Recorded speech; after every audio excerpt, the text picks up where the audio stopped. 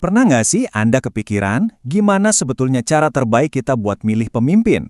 Apa lebih bagus kita semua langsung coblos atau kita serahin aja ke wakil kita di parlemen?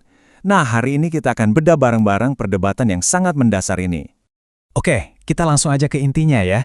Mending mana sih setiap dari kita punya satu suara langsung untuk milih pemimpin puncak, atau apa lebih baik kita percaya aja sama wakil-wakil rakyat yang udah kita pilih buat nentuin pilihan sepenting itu?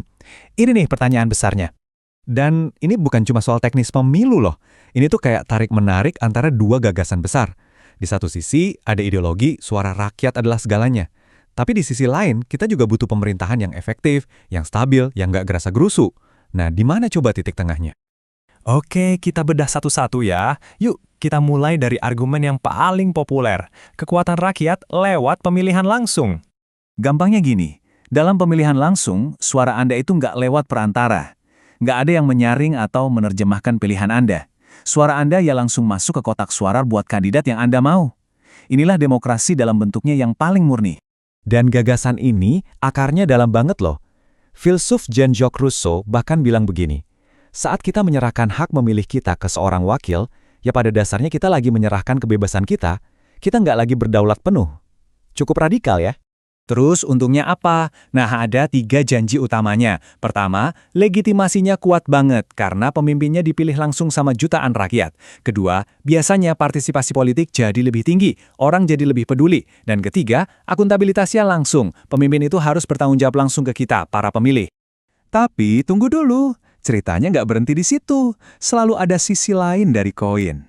Sekarang, mari kita lihat argumen yang mendukung pendekatan yang lebih katakanlah terfilter lewat lembaga perwakilan. Sistem ini kerjanya gimana? Sebenarnya simpel juga. Anda nggak milih presidennya langsung. Tapi Anda milih anggota DPR atau parlemen, nah merekalah yang kemudian rapat dan memilihkan pemimpin negara atas nama kita semua. Kenapa sih kok perlu ada saringan? Nah, pemikir kayak James Madison ini khawatir. Mereka percaya wakil rakyat itu bisa jadi semacam filter rasional. Tugasnya itu untuk mendinginkan emosi massa dan mencegah keputusan-keputusan impulsif yang bisa bahaya buat negara. Dan kalau dari sisi praktisnya, ini juga menarik. Pertama, jelas jauh lebih hemat biaya dan tenaga. Kedua, pertimbangannya bisa lebih mendalam dan teknis, bukan cuma soal siapa yang paling populer. Dan katanya, ini juga bisa mengurangi perpecahan yang tajam di tengah masyarakat. Oke, sampai sini kayaknya dua-duanya punya kelebihan ya. Tapi namanya juga sistem buatan manusia, nggak ada yang sempurna. Sekarang yuk kita intip sisi gelapnya. Apa aja sih risiko dan kelemahan dari masing-masing pilihan ini? Dan disinilah dilemanya jadi kelihatan banget. Di satu sisi, pemilihan langsung itu risikonya biayanya selangit, bisa memicu politik yang emosional dan bikin masyarakat terbelah. Tapi di sisi lain, sistem perwakilan bisa bikin pemimpin jadi jauh dari rakyatnya, membuka celah buat lobi-lobi politik di ruang tertutup, dan bahkan bisa bikin pemerintahannya kehilangan kepercayaan. Jadi serba salah kan? Nah, semua obrolan teori ini ternyata bukan cuma omong kosong. Ini adalah cerminan dari perjalanan demokrasi kita sendiri di Indonesia yang penuh lika-liku. Yuk kita lihat gimana Indonesia bergulat dengan dua pilihan ini. Coba deh kita lihat lini masa ini. Perubahannya drastis banget. Sebelum 98, presiden kita dipilih oleh MPR. Terus datang gelombang reformasi yang menuntut perubahan besar-besaran. Puncaknya di tahun 2004 dan 2005, Indonesia akhirnya beralih total ke pemilihan langsung, baik buat presiden maupun kepala daerah. Ini jadi simbol baru kedaulatan rakyat.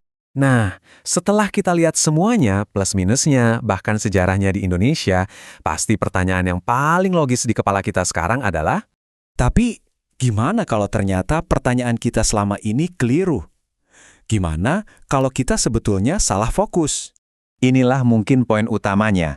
Demokrasi yang sehat itu ternyata bukan soal sistem atau mekanismenya. Mau langsung atau nggak langsung. Kekuatannya itu ada di fondasinya. Fondasi itu ya institusi demokrasi yang kuat, budaya politik kita yang dewasa, dan yang terpenting, seberapa cerdas dan beretika warga dan para pemimpinnya. Jadi tantangan sesungguhnya mungkin bukan lagi milih antara sistem A atau sistem B, tapi tantangannya adalah apa kita udah cukup serius membangun nilai-nilai yang menopang demokrasi itu sendiri. Mungkin cara kita memilih nggak sepenting mengapa kita memilih dan apa yang kita bangun di sekelilingnya. Dan pertanyaan itulah yang saya tinggalkan untuk Anda renungkan.